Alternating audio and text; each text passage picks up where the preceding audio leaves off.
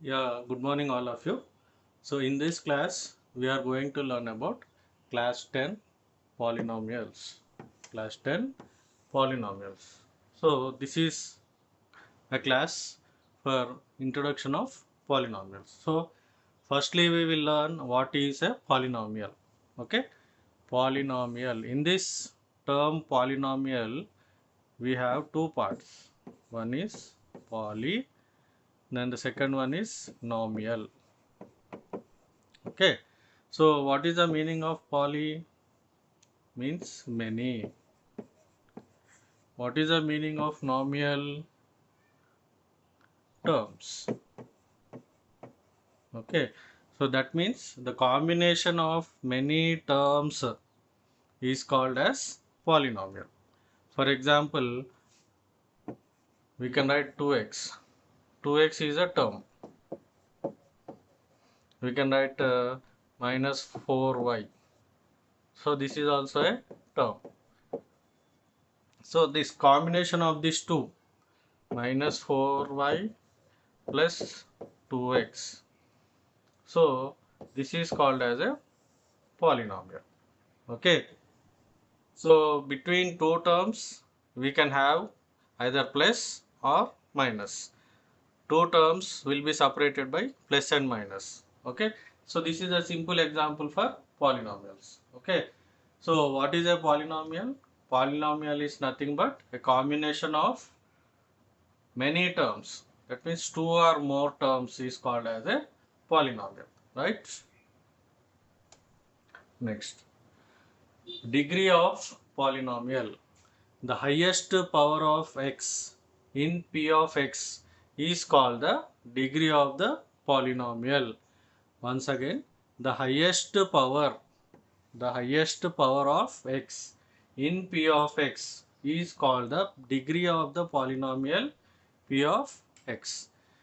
We all have learnt in ninth class that we represent a polynomial by p of x. Suppose I write p of x equal to x square plus 2x plus 1. Okay. So what is this degree of this polynomial? So here 1 is a constant, that means here x will be having the power 0, right? So in the second term x is having the power 1, and in the third term x is having the power 2. So out of 0, 1 and 2, which is the greatest? 2 is the greatest. So we can easily say that the degree of that polynomial is 2, right? So this is in one variable. If the polynomial is having two variables like this, x square y plus 2xy plus 4. How to identify the degree of these kinds of polynomials? Here this is a constant, so here the power will be 0. Okay, so here we are having two variables x and y. X power is 1 and y power is 1. So add these two, 1 plus 1, that is 2, right?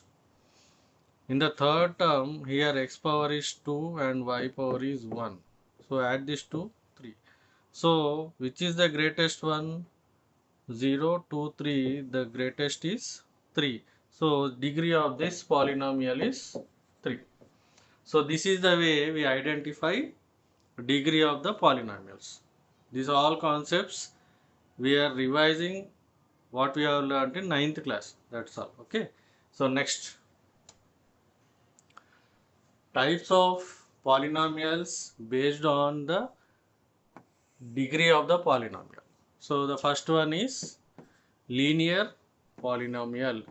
Linear, this term is very important. Linear. Linear means if the degree of the polynomial is 1, suppose we write a polynomial like this, 4x plus 1. So this degree is 1. So all the polynomials which have degree 1 are comes under linear polynomials. The second one is quadratic polynomial. Quadratic means the power should be, or the degree of that polynomial should be 2. So we can write 4x square plus 5x plus 6. Here the degree of the polynomial is 2. So this comes under quadratic polynomial. The third one is cubic polynomial. Here the degree should be 3. So simply I will write 4x cube. This is also a polynomial. So what is the degree of this polynomial? Degree is 3. So this kind of polynomials comes under cubic polynomials. Okay. So remember this. There are 3 types of polynomials based on their degree. The first one is linear polynomial. The second one is quadratic polynomial. Third one is cubic polynomial. Right? Next. Polynomials based on their number of terms. Number of terms. So in that the first one is constant. Constant means where we don't have any variable. So 4, minus 3, 2. This kind of terms are called as constant polynomials. Okay. So next, monomial. Mono means 1. Mono means 1. That means polynomials where we have only one term. Example 4x minus 3ab 7z. So these are called monomials. So that means they have only one term. Okay. Next comes is binomial. Bi means 2. That means that polynomial will be having two terms in that. For example, 4x minus 3ab.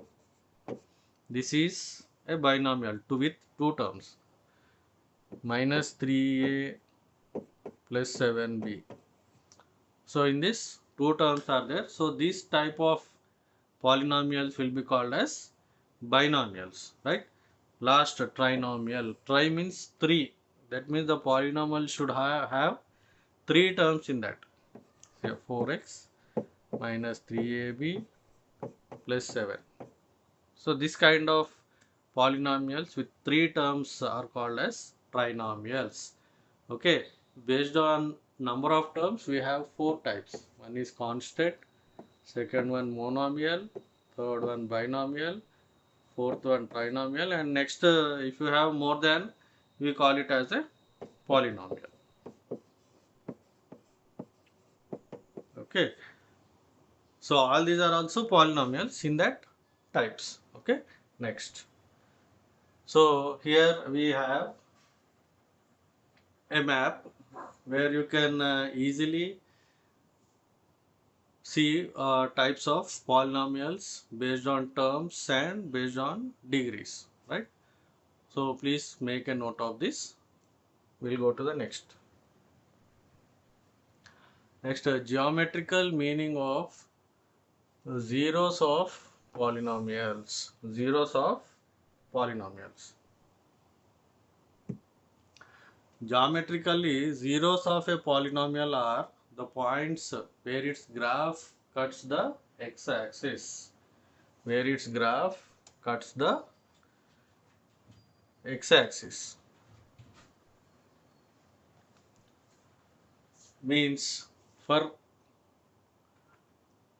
linear equation, suppose this is x-axis and this is y-axis. Okay, so linear equation, if you draw a graph for a linear equation, we get a straight line like this. Okay, if we observe that this line is intersecting with the x-axis at one place. Okay, here the x value what we get, that will be the 0 of that polynomial. Okay, in the same way, if we consider a quadratic equation, if we consider a quadratic equation, we will get a parabola like this. If you carefully observe that this graph is intersecting x-axis at two places.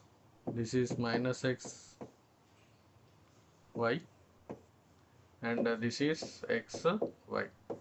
So here, as this graph or parabola is intersecting two times with the x-axis, we can easily say that it has two zeros. Suppose if the graph is like this,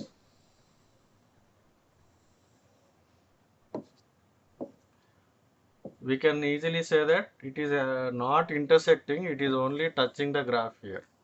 Okay, that means it has only 1 0 for that polynomial. Okay, next, if we consider the case of cubic polynomials. Okay, cubic means it will intersect the x-axis 3 times, 1, 2 and 3. That means it will have 3 zeros. Okay, hope you all understood this. Please remember that linear equation will intersect the x-axis one time, or it will not intersect, it will be like this. Okay, quadratic equation will intersect the x-axis two times or one time, or it will not intersect. That means it may have two zeros, it may have 1 0, or it may not have zeros. Okay, in the same manner cubic will intersect x-axis three times, or it may intersect two times or one time, or it may not intersect. Okay, so this is about zeros of polynomials. Next, zeros of a polynomial. The value of variable for which the polynomial becomes a zero is called as the zeros of that polynomial. Previously what we have seen is geometrical zeros. Here we are going to see about algebraic way to find out the zeros. We all know that we represent a polynomial with p of x. Suppose p of x is equal to 3x plus 7. Okay, so at some value of x, this polynomial will become a 0, right? So what is that value? We will start with 0. Suppose we will take x is equal to 0. That means p of 0, substitute the 0 in the place of x. 3 into 0 plus 7. What this becomes? 0 plus 7 is equal to 7. Okay, that means you are not getting 0 here. That means 0 x equal to 0 is not the 0 of this polynomial. Okay, so this is one way to find out zeros of the polynomial. We'll keep on substituting different numbers till we get 0. This becomes a very long process. As you all know that if you want to find out the 0 of this linear equation, linear polynomial, what we have to do? 3x plus 7, we take it equal to 0, right? Taking 7 to right hand side, it becomes minus 7. Take 3 to right hand side, it becomes minus 7 by 3. So now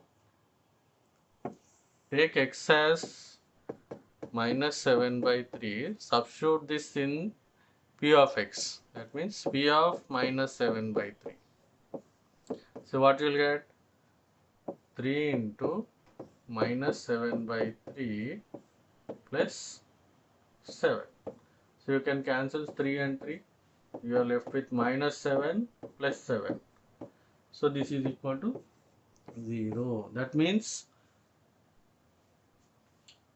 x equal to minus 7 by 3 is the 0 of p of x.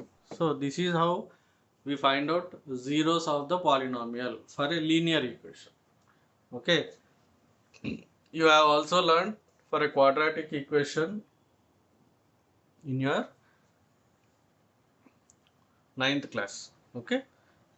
So this is how we find out zeros of a polynomial. So this is the introduction for polynomials. In the next class, we will go into the exercise of this polynomial. Okay. Thank you.